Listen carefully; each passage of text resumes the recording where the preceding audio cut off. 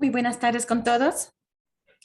Pues le damos la bienvenida al doctor Javier González con un mini curso desde hoy día hasta el día viernes con el tema esquemas numéricos incondicionalmente positivos, conservativos para resolver sistemas de ecuaciones diferenciales del tipo producción-destrucción. Ha obtenido su título de ingeniero matemático en la Universidad Central del Ecuador en el año 2003. Su maestría en matemáticas aplicadas en la Universidad San Francisco de Quito en el 2013. Y pues le hacemos llegar nuestras felicitaciones por haber obtenido su título recién de doctor en matemáticas puras y aplicadas en la Universidad de la Frontera de Chile. Le damos la bienvenida al doctor Javier González, pues, y les dejo con él. Buenas tardes con todos, ¿me escuchan? Sí, muy bien, buenas tardes. Buenas tardes, gracias Mariela a la presentación y gracias a las personas que van a escuchar mi charla. Vamos a empezar.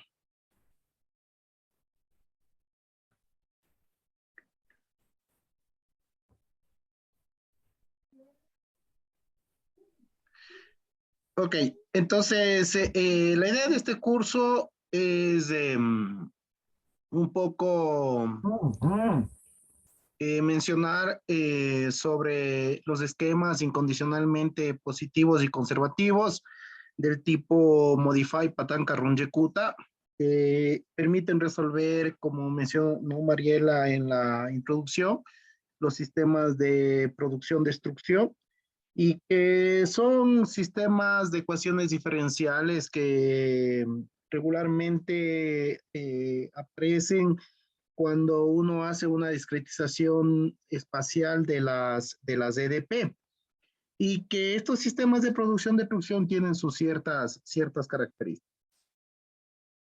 La idea del curso va a estar orientado en explicar qué son los sistemas de producción-destrucción, cuáles son los esquemas Modify, Patanca, Runge-Kutta, cómo están, de dónde nacen estos esquemas modificado Patanca, Runge-Kutta, cuáles son las características principales de estos esquemas para poder obtener los pesos correspondientes a este esquema. Déjenme ponerle en modo presentación. Creo que ahí está. ¿Ya?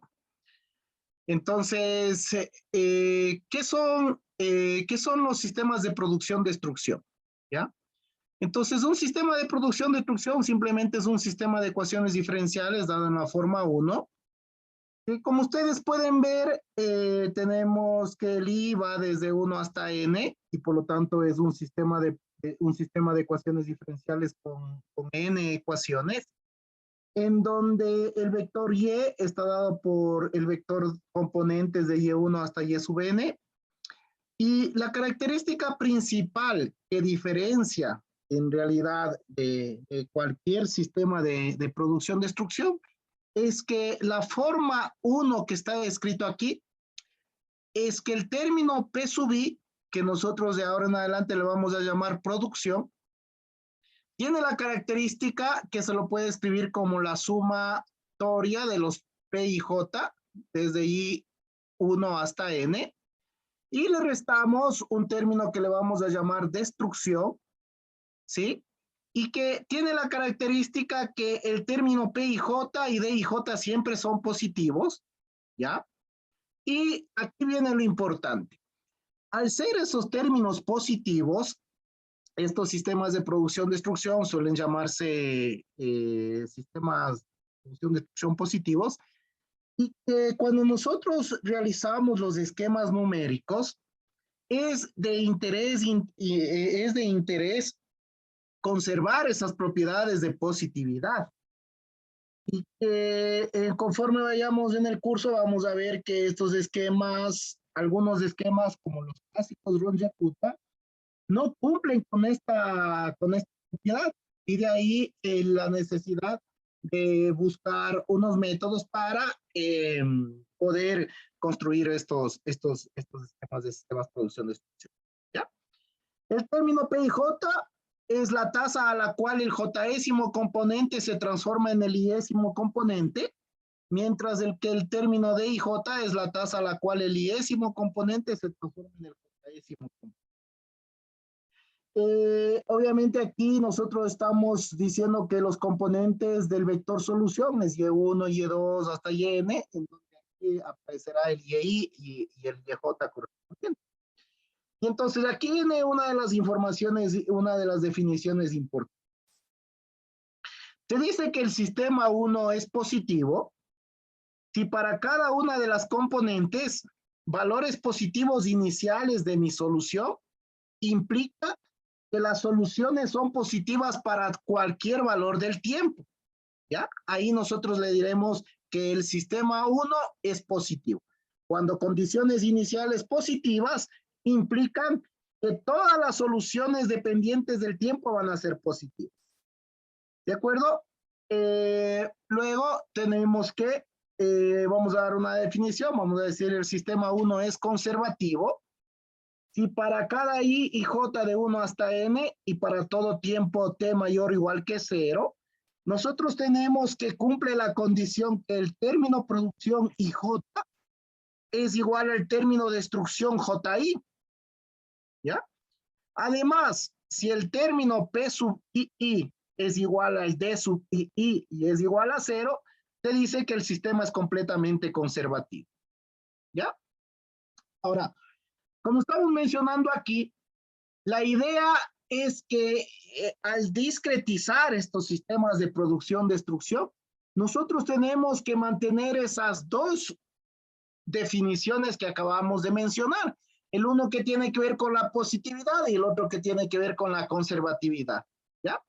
Ahora, suele pasar que aproximaciones negativas de cuando nosotros estamos haciendo el desarrollo del esquema numérico, pueden aparecer soluciones negativas y que eso definitivamente nos va a llevar a soluciones reales sin sentido, ¿ya? Y cuando nosotros descuidamos la conservación, suele pasar que la acumulación de los largos hay una acumulación de largos errores conforme pasa el tiempo y eso también me genera esquemas numéricos mal condicionados, ¿ya? Ahora, ¿cuál es una definición principal o una definición en general de un esquema numérico? Es que dado que yo tengo una Y sub n, una aproximación del tiempo n, yo quiero encontrar una aproximación en el tiempo n más 1, pensando en una discretización elemental. Y nosotros tenemos que esta solución en el tiempo n más 1 sería igual a la solución en el tiempo n más un delta de t, que va a ser mi tamaño de la discretización del tiempo, por una función phi que depende del delta de t, del t sub n, de la solución actual y de la solución que nosotros queremos calcular. Ahora, se llama incondicionalmente positivo si nosotros podemos garantizar que la solución en el tiempo n más 1 sea positiva, dado que el delta de t es positivo y dado que la solución y sub n, es decir, en el tiempo t sub n, sea mayor que 0. Y se llama incondicionalmente conservativo si la suma en todas las componentes de la solución en el tiempo n más 1 menos la solución en el tiempo n es igual a 0 para todo n elementos los naturales y para todo delta de t, para todo paso de tiempo positivo, ¿ya? Entonces, hicieron estos esquemas que lo vamos a llamar los MPRK. Los MPRK admiten o los MPRK adaptan los esquemas explícitos de Runge-Kutta, que son los esquemas más clásicos que aparecen en la literatura para resolver ecuaciones diferenciales. Ya vamos a dar una introducción de estos sistemas de producción, de estos esquemas de Runge-Kutta, ¿ya? Entonces, estos esquemas MPRK aseguran la positividad y la conservación de la solución de sistemas de producción-destrucción, ¿ya? Y respectivamente del tamaño del paso de tiempo. Esto es importante porque vamos a ver que los clásicos Ron-Yekuta no cumplen esta propiedad de ser positivos y de ser conservativos. ¿Cuál es la historia de los MPRK?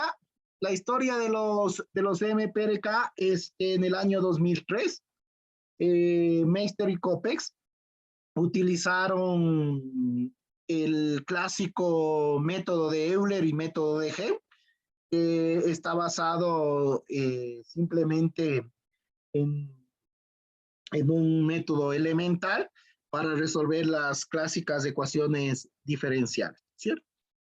En el año 2018, estos autores, Meister y Copex, generaron unos esquemas de segundo y tercer orden, ¿sí? En el año 2022 recientemente están haciendo el análisis de estabilidad de los MPRK y es un tema que está abierto como para investigación y se puede hacer una investigación actualmente.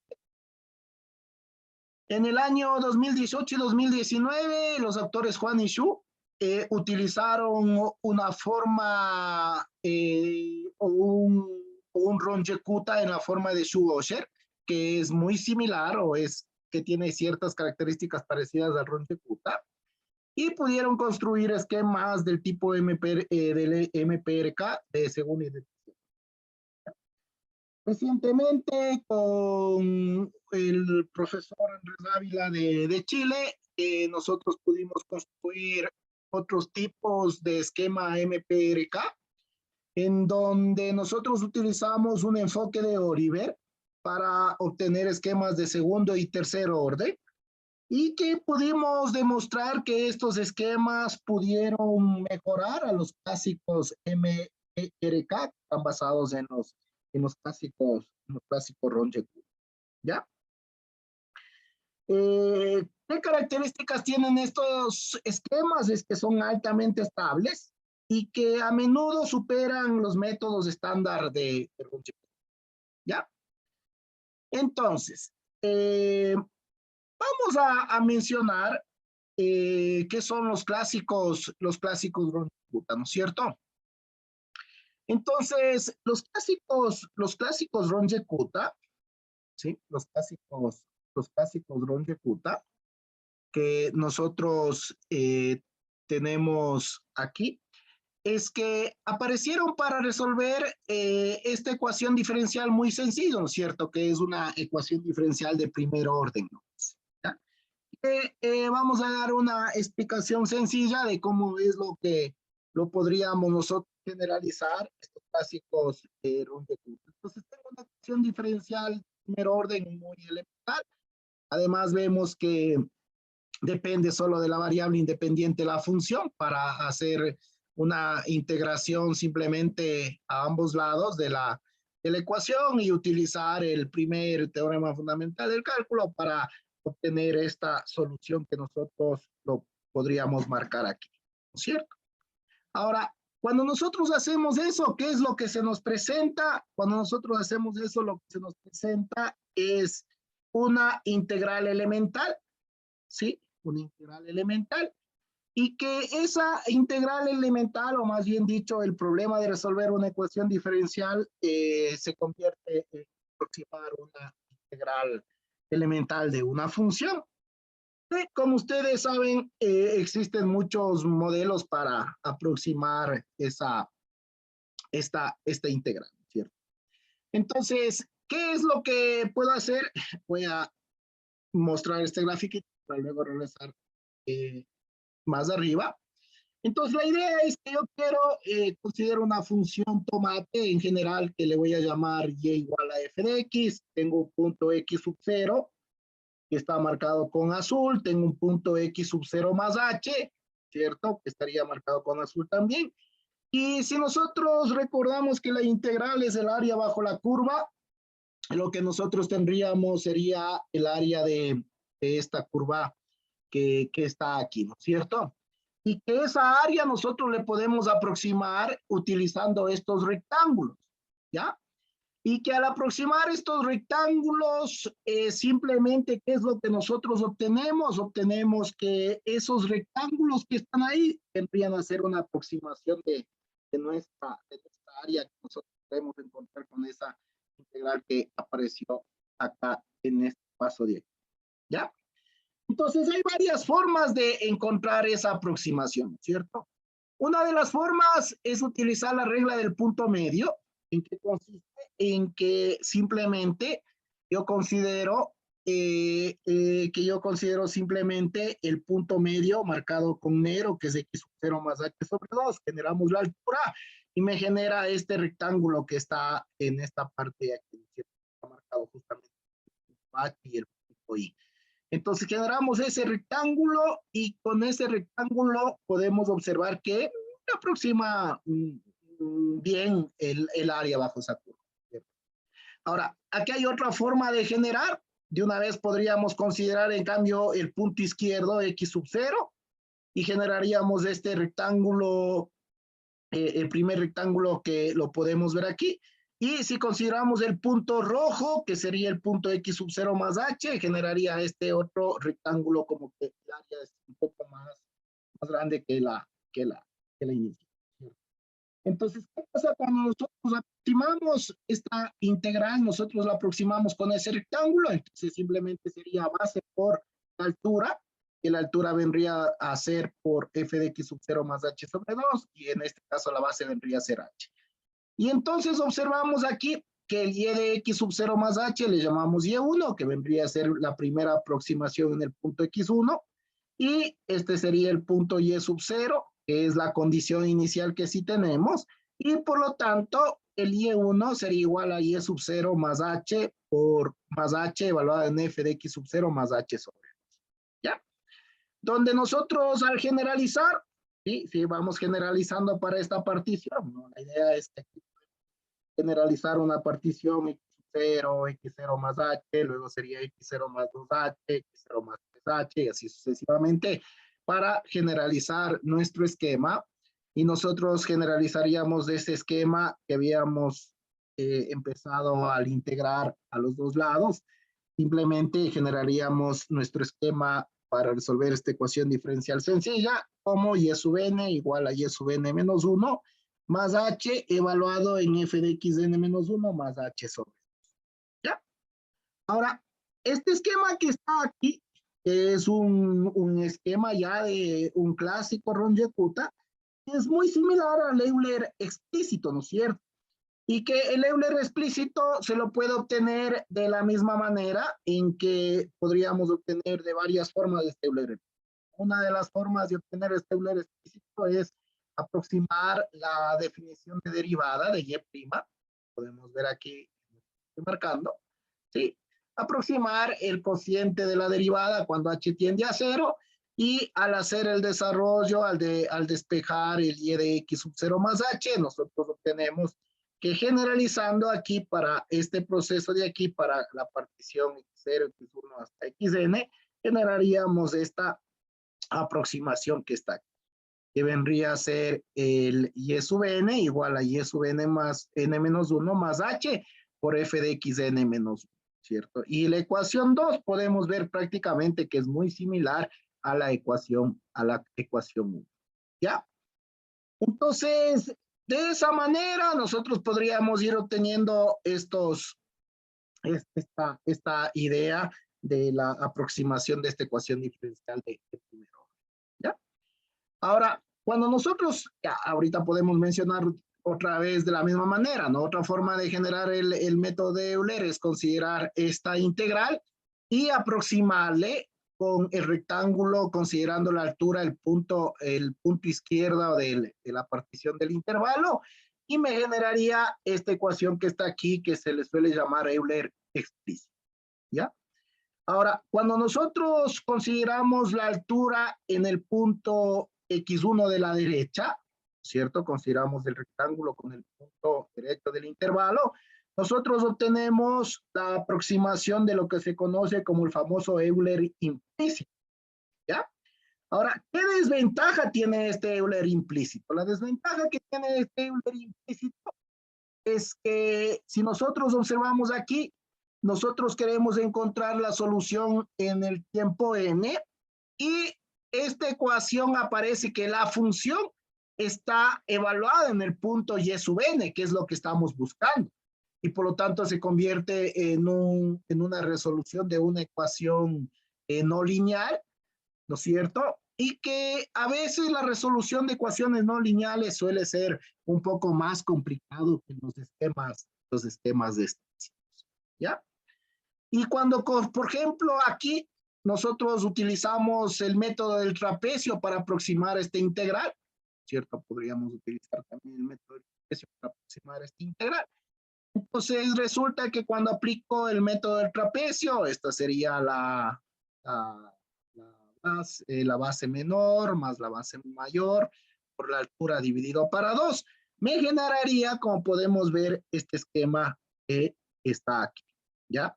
Y que de igual manera el método del trapecio me genera un esquema implícito porque aquí tenemos el y sub n y tenemos aquí el y sub n dentro de la función, ¿ya? Y eso me generaría estos diferentes esquemas, las típicas ecuaciones diferenciales. ¿De acuerdo? Ahora, ¿cómo aparece el primer esquema de Runge-Kutta? El primer esquema de Runge-Kutta aparece al hacer el procedimiento anterior, muy similar a lo que hicimos acá. Es decir, a este proceso de aquí, en donde nosotros teníamos esta ecuación diferencial, donde la f solo dependía de la función x. Ahora nosotros estamos viendo que Runge-Kutta lo que dijo es, voy a tratar de, a esta ecuación diferencial de primer orden, ¿sí? Voy a aplicarle el mismo proceso de integración, ¿sí?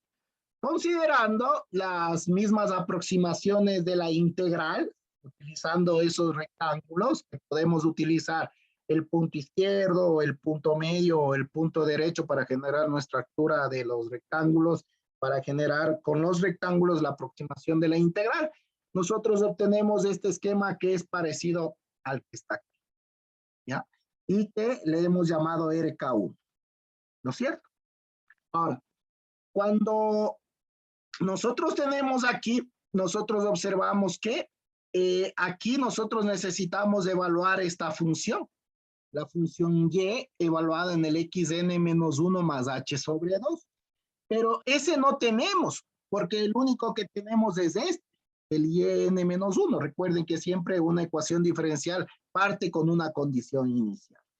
Y entonces lo que hizo Runge-Kutta es, como este no tenemos, dijo, lo que sí tenemos es el método de Euler, y con el método de Euler nosotros utilizamos para generar esta aproximación de esta función.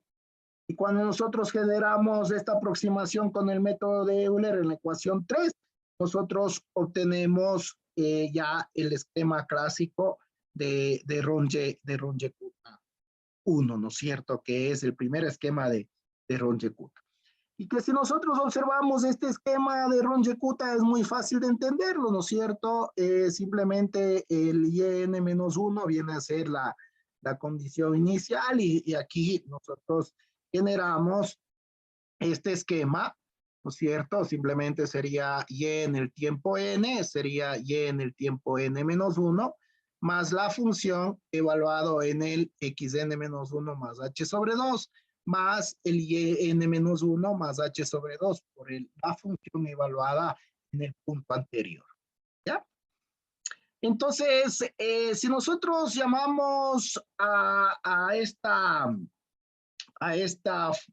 valor de f de x1, nosotros le llamamos k1, a esta f nosotros le llamamos k2, nosotros obtenemos este esquema que es de la forma, o el RK1 puede escribirse de este esquema de la forma y sub n igual a y sub n-1 más h por k2, ¿ya? Y ya vamos a ver por qué es la idea de escribir estas K1, K2 y así sucesivamente, porque en los clásicos Runge-Kutta uno habla de etapas, ¿sí? Kutta uno habla de etapas, entonces esta sería el cálculo de la primera etapa, Esta sería el cálculo de la segunda etapa y finalmente con la primera y la segunda etapa nosotros encontramos la aproximación a nuestra solución. ¿Ya? Entonces, podríamos hacer un pequeño ejemplo. Esto ya lo vamos a hacer en MATLAB. La idea es que si yo tengo, por ejemplo, esta ecuación diferencial y' igual a x cuadrado más y cuadrado, sujeto a la condición inicial y de 0 igual a 0, ¿cierto? Es una, como ustedes pueden ver, es una ecuación diferencial elemental, entre comillas, porque esta ecuación diferencial no tiene solución exacta, ¿sí? Es una ecuación diferencial que es muy clásica y que regularmente esta suele aparecer en los primeros cursos de análisis numérico de ecuaciones diferenciales. Entonces, aquí podemos ver cómo evaluamos mi primera etapa, ¿no es cierto? Cada uno le evaluamos en la función, le evaluamos en el punto inicial. Obviamente, x0 es 0 y y0 sería 0, ¿cierto? Para ir obteniendo y1 y luego vamos obteniendo y2, ¿ya?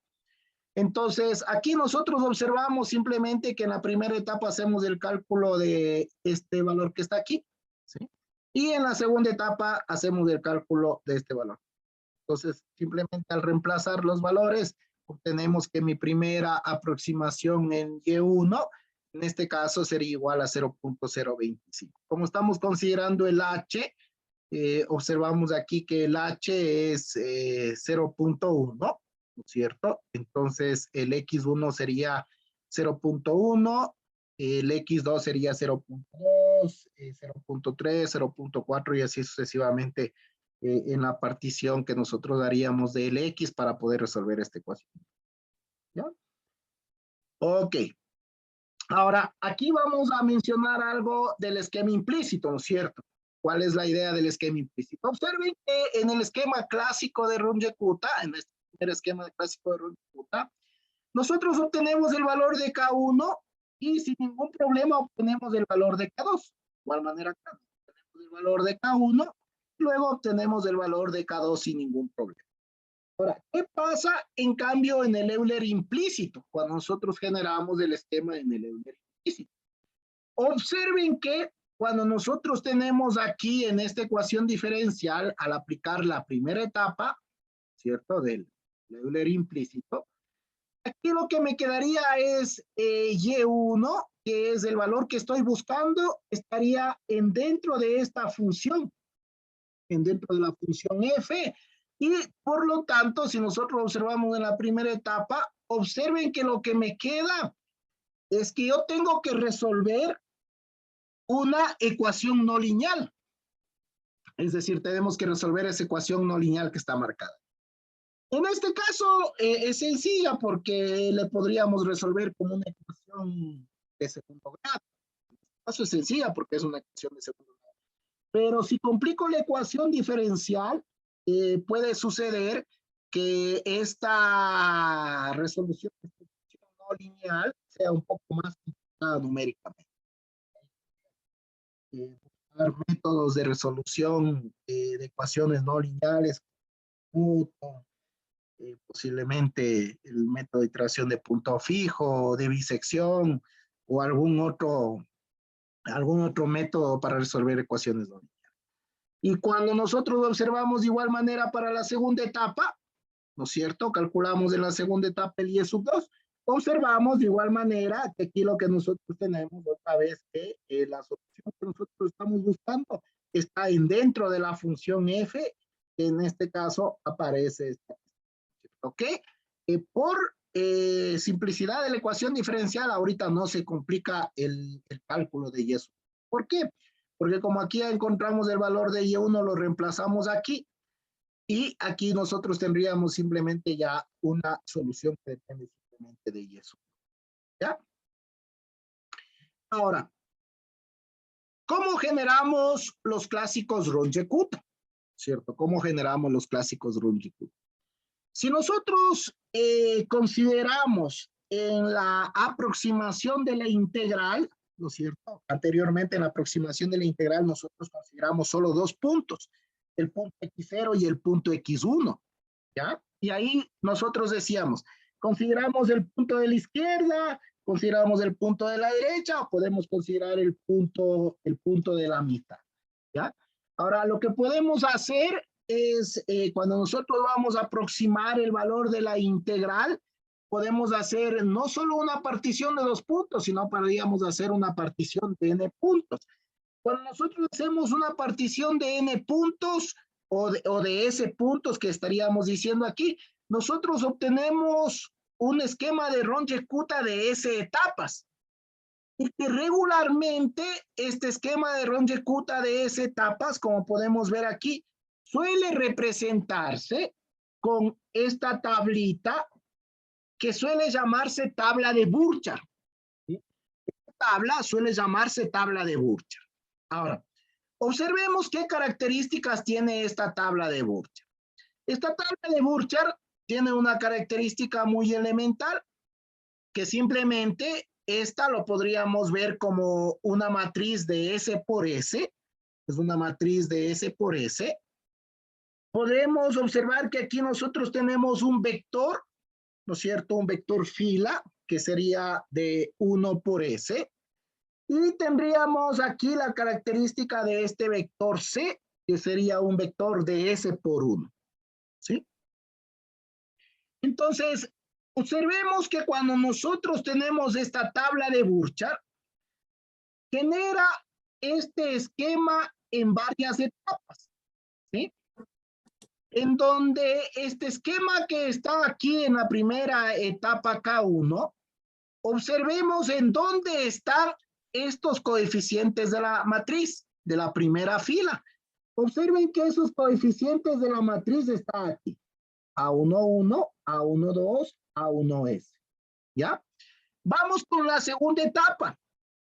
¿No es cierto? El A21, el A22, el A23, el A2S. Podemos observar que está aquí. El A21, el A22, el A2S. Y finalmente, la fila S décima, estaría representado en esta parte. ¿Ya? Y entonces nosotros vemos que en este clásico Runge-Kutta, nosotros vemos un inconveniente. ¿Cuál es el inconveniente? El inconveniente es que cuando nosotros queremos calcular el K1 en la primera etapa, el K1 está dentro de esta función, ¿cierto? El K1 está dentro de esta función. Y además no solo depende de K1, sino que aquí está K2 y aquí está KS. ¿Ya? Y si nosotros observamos, esta parte que está aquí, observamos que esto lo podría ver como un vector, ¿sí? Esto lo podría ver como, lo podría escribir así, creo yo, sin ningún problema, escribirle. Esto lo podría ver como un, vector K, ¿no es cierto? Y representémoslo aquí para como un vector. Ya.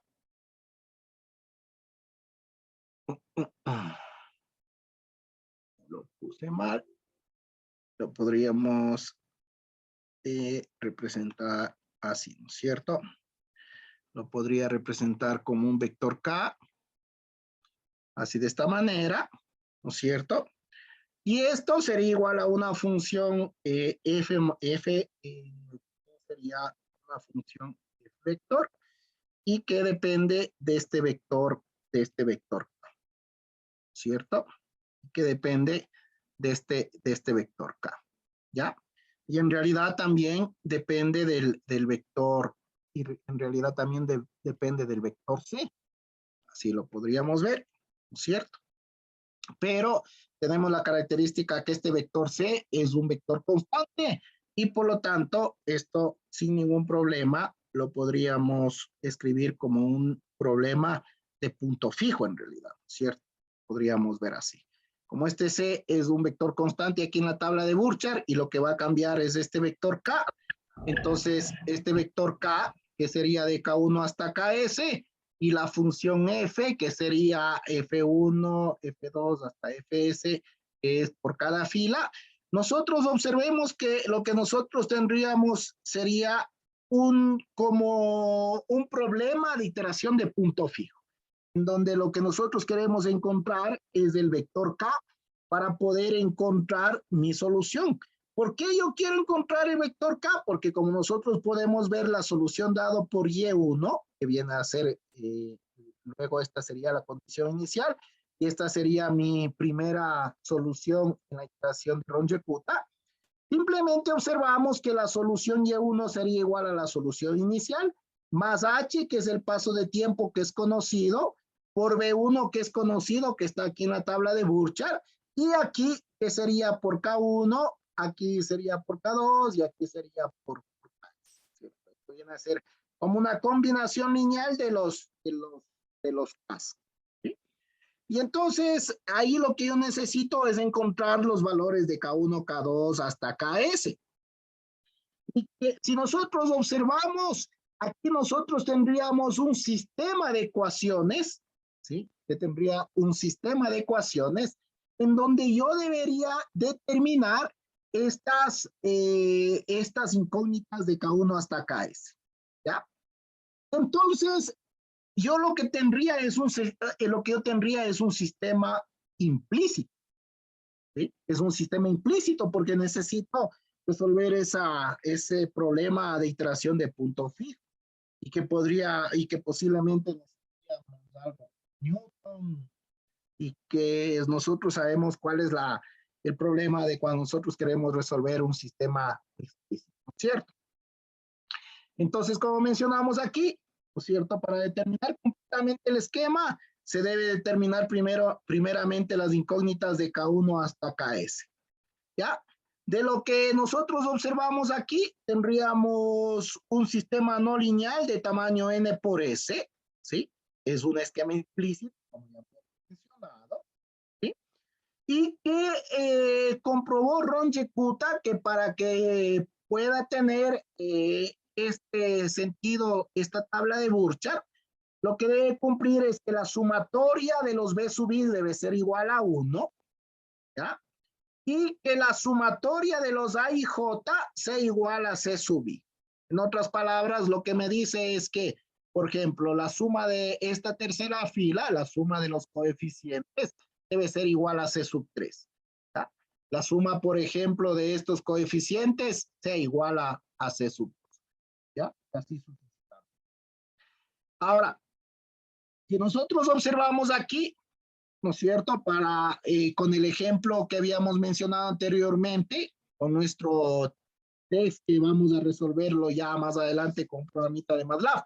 Nosotros tenemos que de aquí, al plantear esta tabla con la tabla de Burchard, si nosotros le planteamos la solución, observamos que aquí obtenemos S por N ecuaciones y de igual manera lo que nosotros tenemos es que el K1 aparece aquí dentro del cuadrado, como podemos ver, ¿cierto? El K1, el K2, el KS aparece dentro del cuadrado.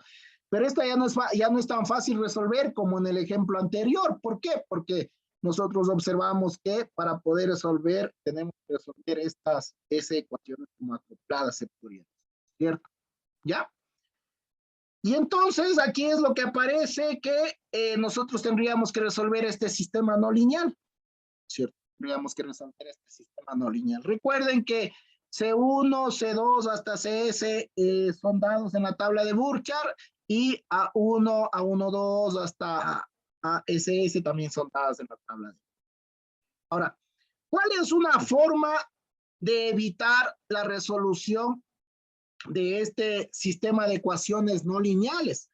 Una forma de evitar esa solución es que en la matriz que nosotros estamos generando en la tabla de Burchard, generar una matriz triangular inferior, en donde todos los elementos a partir de la diagonal de la matriz hacia arriba sean 0.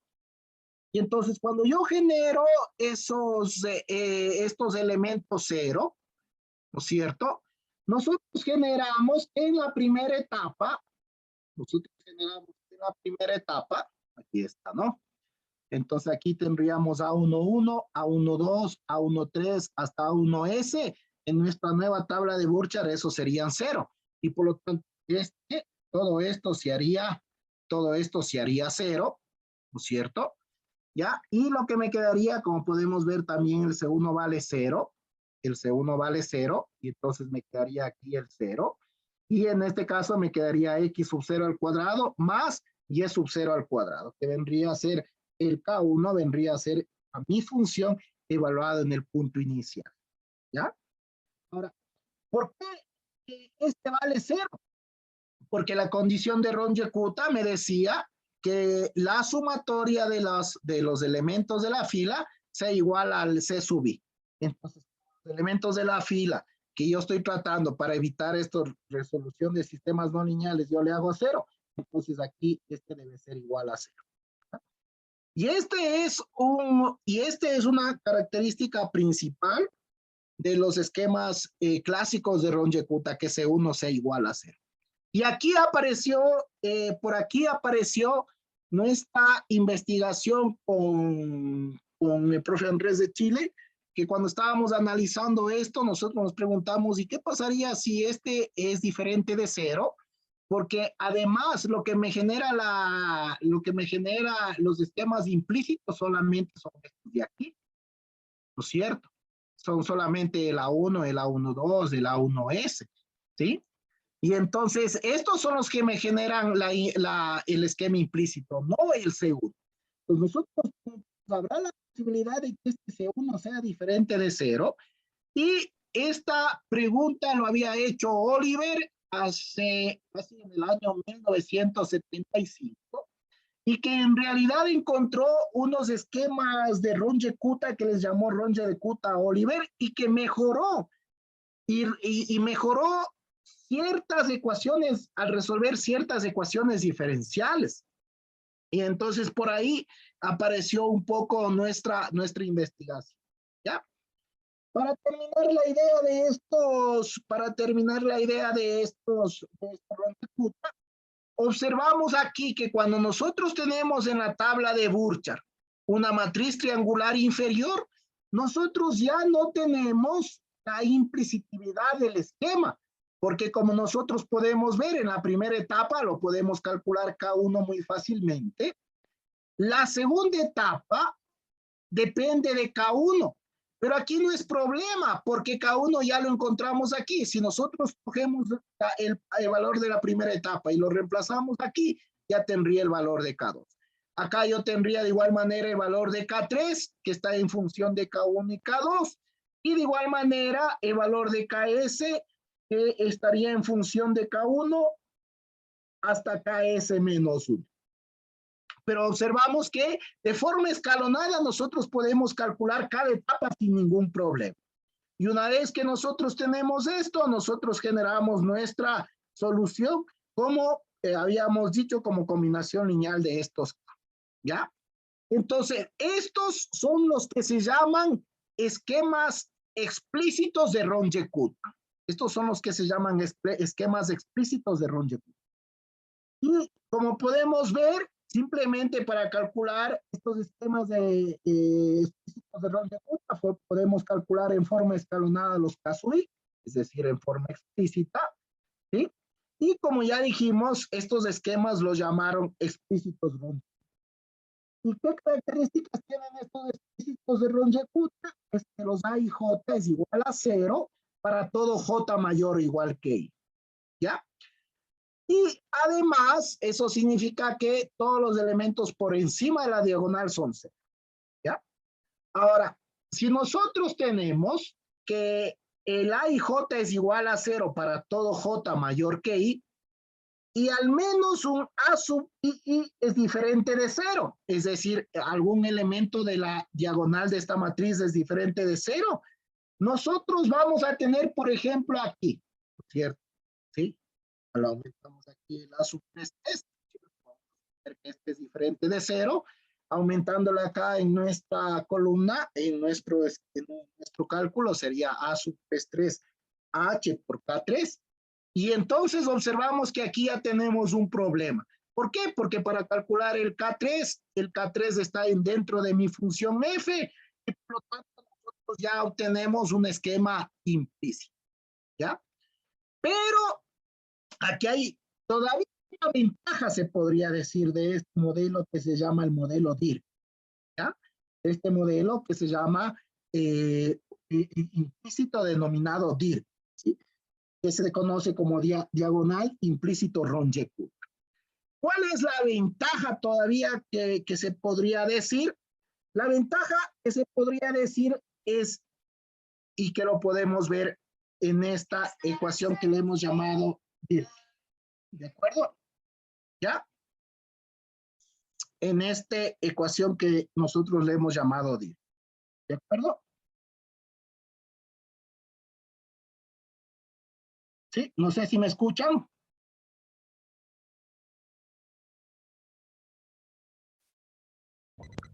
Sí, se le escucha. Buenas tardes. Ah, ya, muchas gracias. Ya, en 5 minutos voy a acabar. Exactamente, estamos bien. Entonces, nosotros tenemos aquí que nosotros podemos ver que cuando nosotros consideramos aquí unos elementos de la diagonal, aquí nosotros tenemos que el K1 está en función del K1 aquí la función, pero tenemos aquí una ventaja de este método DIR, ¿ya? ¿Cuál es la ventaja de este método DIR? La ventaja de este método DIR es que para calcular el K1 solo depende de K1, para calcular el K2 solamente depende de K2, ya no como anteriormente el K1 estaba acoplado con el K2 y así sucesivamente. ¿Ya? Y que nosotros tendríamos aquí la solución que nosotros podemos ver. Cuando los elementos de la diagonal, ¿sí? Cuando los elementos de la diagonal es igual a un solo valor alfa, este método se conoce como S-DIRC, ¿sí? Y que es un caso muy importante y que resuelve muchos problemas prácticos de ecuaciones diferenciales y que se llama simple diagonal implícita. En cualquier otro caso de la tabla de Burchard, los métodos Runge-Kutta se denominan los IR. ¿Ya?